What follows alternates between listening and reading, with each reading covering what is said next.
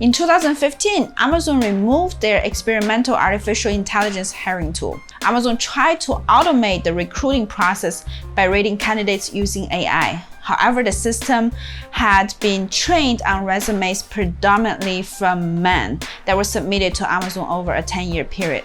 In this case, the AI tool was showing a significant bias against female candidates. The tool would penalize resumes with words related to women. This leads to adverse impact in Amazon's hiring process.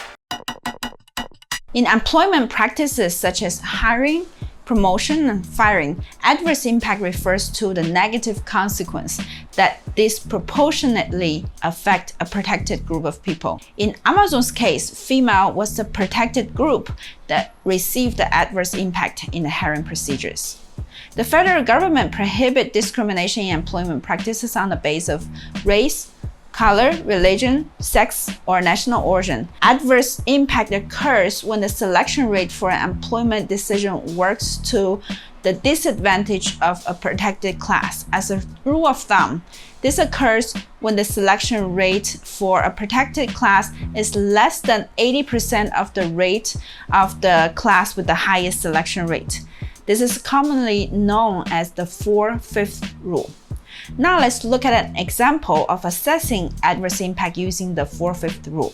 City of Chicago was hiring firefighters using a test to rate the candidates. Number of people who took the test includes 100 white candidates and 200 African American candidates.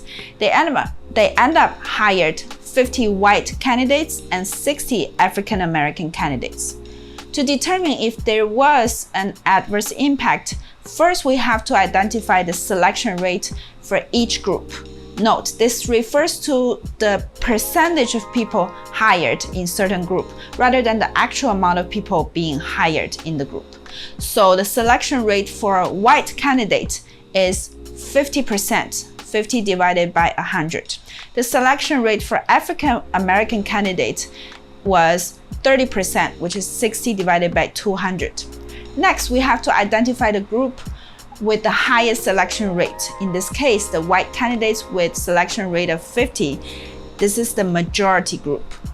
Last, we have to divide the lowest selection rate, which is the minority group, by the highest selection rate for the majority group, which we use 30% divided by 50% equals to 60%. Adverse impact is indicated if the selection rate of the minority group, in this example African American candidates, is less than 80% or 4/5 of the selection rate of the majority group, in this example white candidates. In this case, the selection rate for African American is less than 80%. It's 60%, right?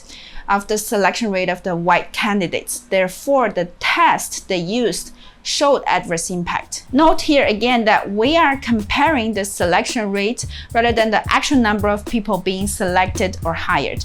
Even they end up hired more African American, the total number of African American who applied the position and took the test for the firefighter job was way higher than the white candidates. The selection rate for African American showed the adverse impact compared to the majority group, which is the white candidates. This is a simplified number for a real court case, Lewis versus Chicago. You can check out the case in the link below. You can also check out the other video on the landmark case, Gregs versus Duke Power, 1971. So can an employer rebut the presumptions of adverse impact?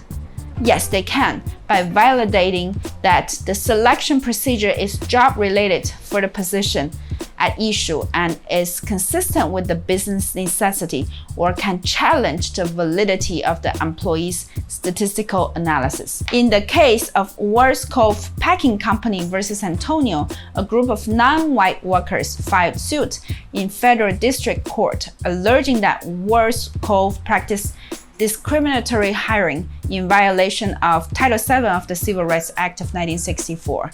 As evidence, the group compared the high percentage of non-white in unskilled work with the high percentage of whites in the skilled work.